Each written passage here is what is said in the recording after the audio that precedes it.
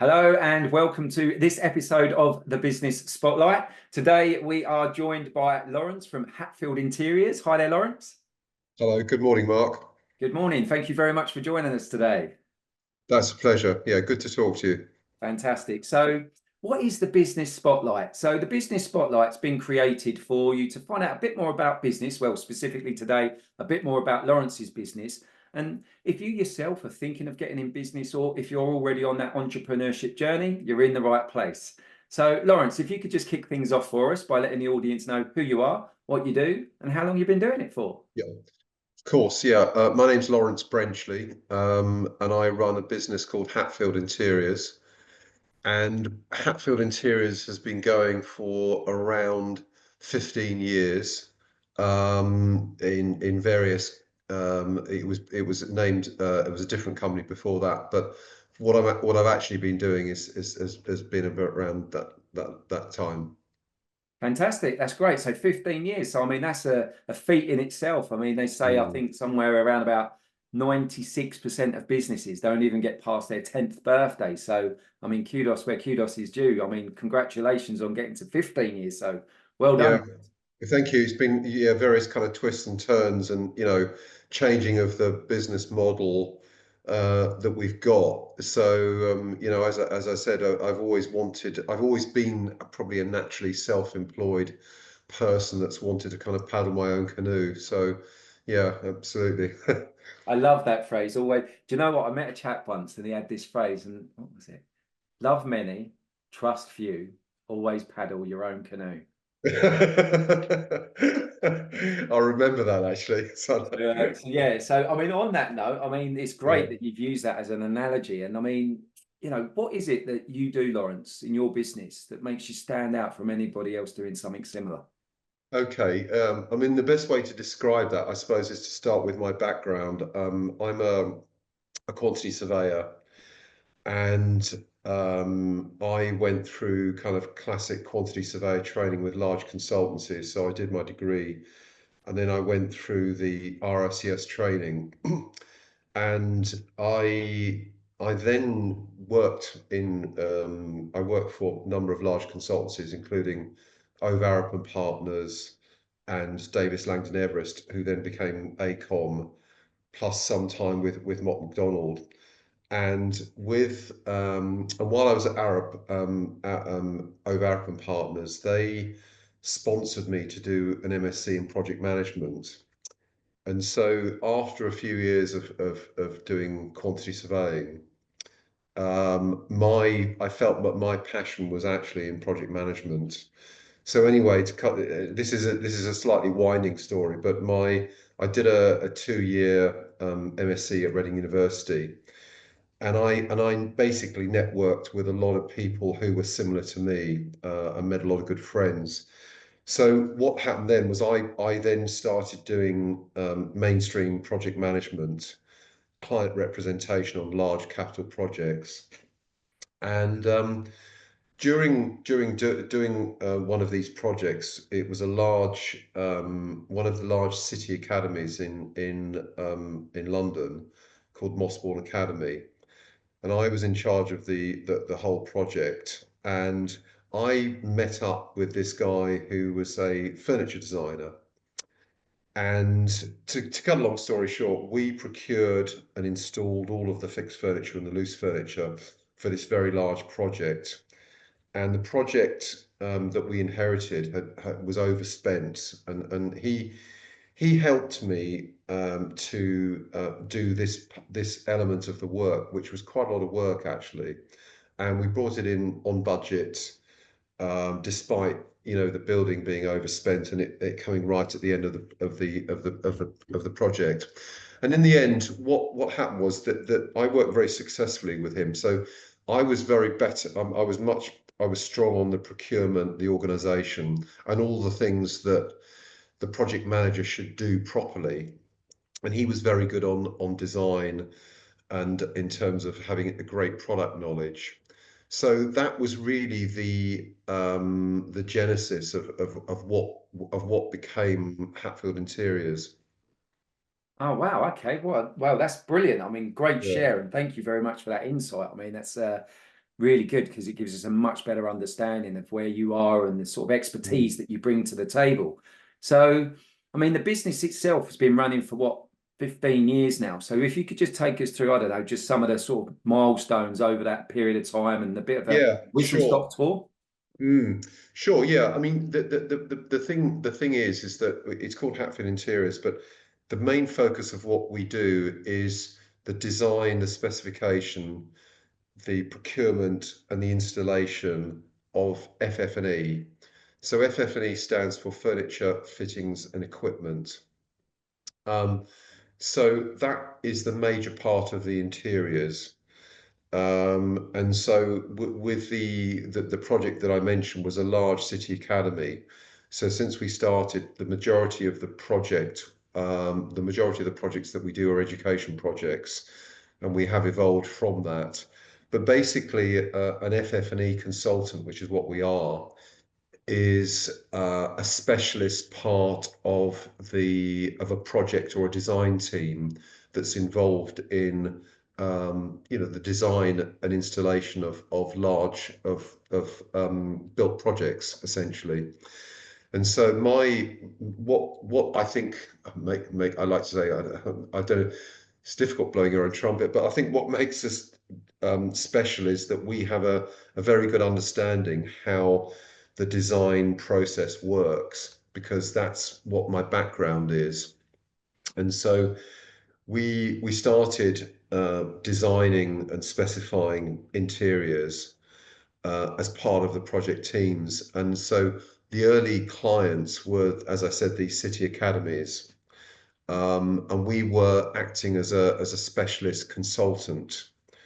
And when this has evolved really from being client appointed to then the evolution of I suppose education and education projects in this country has evolved from being sponsor led. So right at the beginning, you had a sponsor that would put in £2 million to a city academy, and these buildings were very high specification buildings.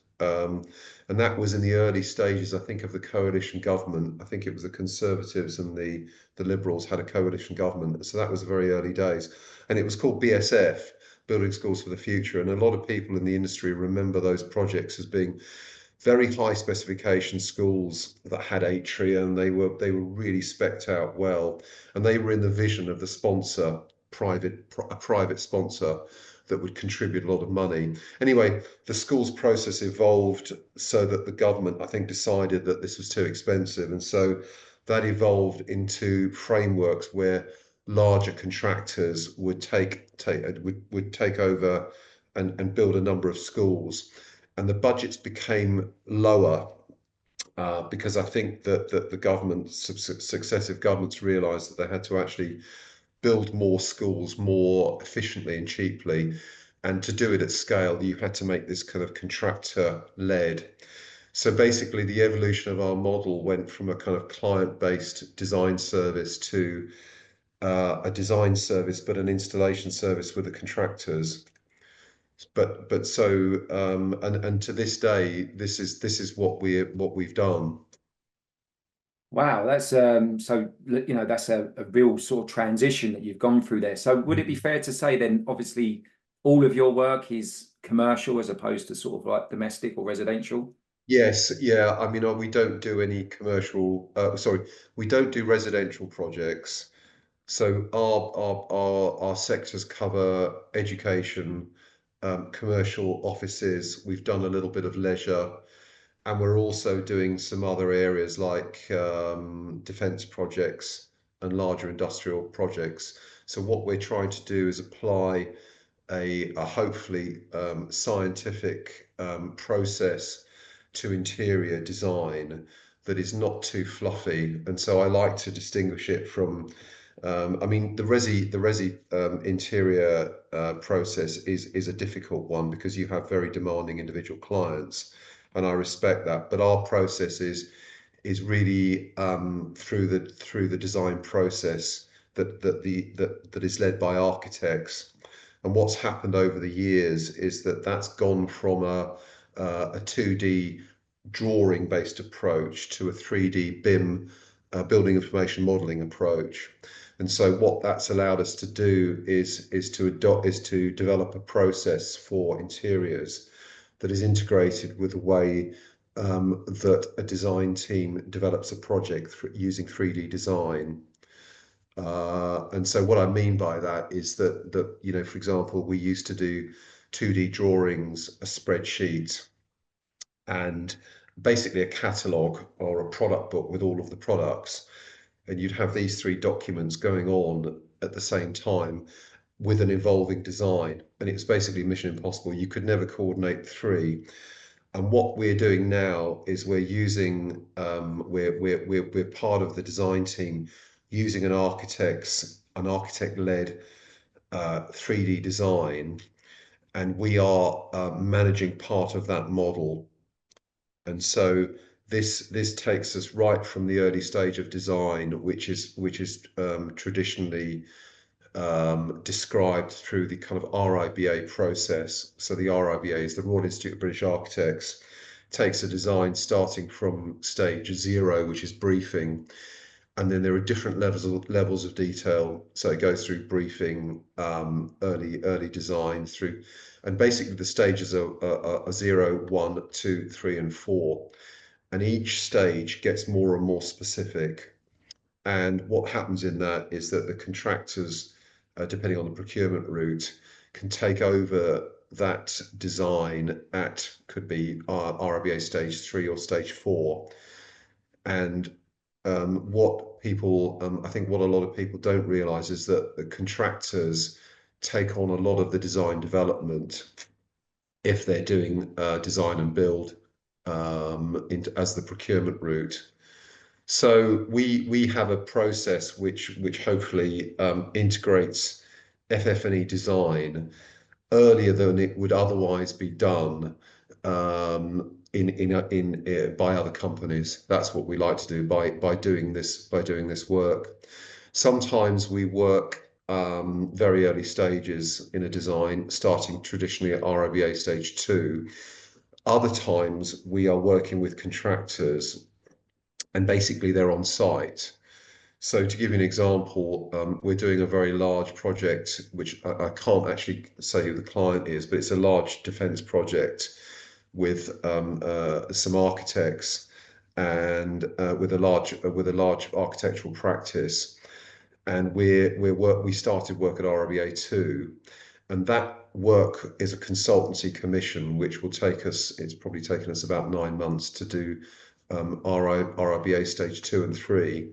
At the other end of the spectrum, we may be called by a contractor to say, look, we're on site doing a school, and we need you to design and install a number of science labs, food technology, fixed furniture in the school, or loose furniture. So that what we do then is we have to compress the design period, and we have to do drawings, which are then approved by the contractor and their clients, and then basically go on site. It could be 10 or 12 weeks. So we have everything from 3 years worth of design, and then on site year 4 to can you get on site in 12 weeks, everything in between. Wow, that's really interesting and such a great insight into sort of like the work that you do, Lawrence. So thank you very much for that. I mean, I'm sure that's going to resonate with a lot of our viewers and audience, and especially those that are sort of on that same or similar journey as well. So thank you for that in-depth, detailed description there. So, Lawrence, moving on to yourself then as the business owner, what would you say, over the years, and it's probably difficult, I'm sure, to narrow it down to one, but what would you say has been one of the biggest lessons that you've learned? Oh, that is a really hard one. I mean, I think the biggest lesson, I think, is trying to get a level of consistency and keeping going despite problems. And I think that that you always think that you kind of know what's going to happen, but actually in business, compared to I'm separating doing a kind of project with running a business. And running a business, you just don't know what's going to happen. And so the obvious thing that happened was during COVID, I had to completely restructure the business. We had work on site and we had a whole number of projects on site, and just the whole world stopped. And I had a whole number of I had 12 staff in a factory in Hertfordshire, and literally it went from, going great guns, having all these projects on site, to everything that stopped. Money stopped, everything stopped. And I think when I look back on that, the biggest mistake I made was actually not furloughing people the first day. And we carried on marketing, and I thought, well, this is going to last a few months. And what happened was that we just burnt through money like there was no tomorrow. And we were able to, I mean, well, it was horrific actually. The last probably 3 years since COVID have been the hardest in my life, because what I'd built up was basically kind of, really kind of just, it was almost like starting again. Yeah, And so what happened was, when I had to take the difficult decision to put the previous company into administration, and basically restart the company. yeah, And I was able to novate some of the contracts from the old company to the new company, but I ended up having to personally buy the stock from the old company, from the administrator, and then have to trade, and then so that before I was able to trade through the new company. And you get to a point in your life and you think, well, if I walk away from this, I could, and I'm perfectly capable of getting work in, as a consultancy in terms of project management. I've got, I'm experienced and I know what I'm doing, etc. But actually, I thought, well, this is what I really need to do, and it's a real test of resolve. Um, so, that was something that was quite difficult. And what people don't realise is that, I think people that have been through this do realise this, but until you've gone through it, you don't know how difficult it is to restart something. And I'm not just talking about the new business name, but I'm just talking about the momentum, how people view you. And so, we got the support of some great clients who, and some very good personal relationships which I had, which I'm really grateful for. And that's allowed us to basically re-establish it. But it's been tough. It's been very, very tough. yeah. I think thank you for being so open and sharing that Mm. with us, Lawrence, because I know personally that COVID was a very tough time for a lot of businesses, and not all businesses got through it. And I know, obviously, with the challenges that you've had there yourself, it's been a tough time. And I think because it was unprecedented and sort of uncharted territory for a lot of us Mm. business owners, that it wasn't a case of knowing what to do, because it was so new and no one had experienced it and no one knew what Mm. was coming. So yeah, the fact that you've got through it and that you're still here today, so well done and congratulations on that. And I'm sure that will resonate with a lot of our viewers and listeners today. So thank you very much for being so open there. Mm. So Lawrence, I mean, clearly, you're very passionate about what you do. And what I really want to know is, what is it that puts that fire in your belly? What is it that inspires you to do what you do day in, day out, week in, week out? Um, I just enjoy interacting with people, and I love projects. I think it's as simple as that. And I think that, um, it's like, I mean, I've always been in the building and construction industry, and what's interesting about it is there are lots of different aspects to it. So again, going back to you can go in lots of different directions, and I think that I like dealing with, the building process is something, when you're on site, it's quite a stressful environment, and it's the ultimate kind of accountability, and it's like having all these moving parts, and people that run construction sites know this, that the only thing that you're only as good as the weakest link.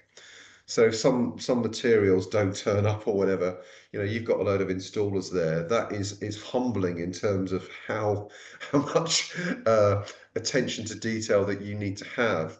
On the other hand, actually, there's some very, very good people, and I think that the construction industry, although it does sometimes have a reputation as being kind of old-fashioned and a bit dinosaur, the people that I deal with on a kind of day-to-day basis, all the way from architects through to engineers, through to project managers, surveyors, contractors on site, make these things happen. And we have a very, very good process. And the building industry has gone through a lot of, it's a tough industry, but and it's getting more and more bureaucratic, environmental legislation, planning. I mean, it's amazing that actually anything gets built, but it does. And there's some great people doing it, and I just enjoy working with those people. So Yeah. yeah. No, that's a brilliant share, and I think you're right. I think a lot of the time it's the people that you work with and the various characters that you sort of work with and come across on a daily, weekly basis, which can Mm. also draw inspiration from. So another great share. Thank you very much again for that, Lawrence.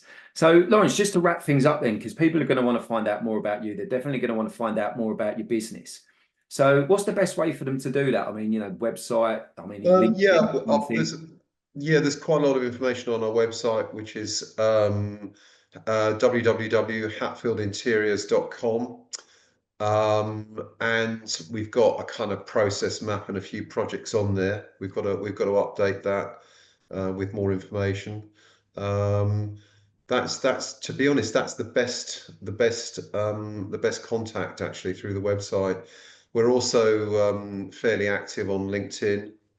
And so what I'll do is I'll put some links to this survey on LinkedIn, and we'll post that on the socials. Fantastic. But the website is the best, probably the best place to find us. Brilliant. Lawrence, thank you so much for joining us on the Business Spotlight today. It's been an absolute pleasure getting to know you more and finding out more about your business. Thank you very much, Mark. Great to talk to you. Thanks again. And for our viewers and listeners today, that's a wrap. That's the Business Spotlight. We'll see you all again very soon. Take care.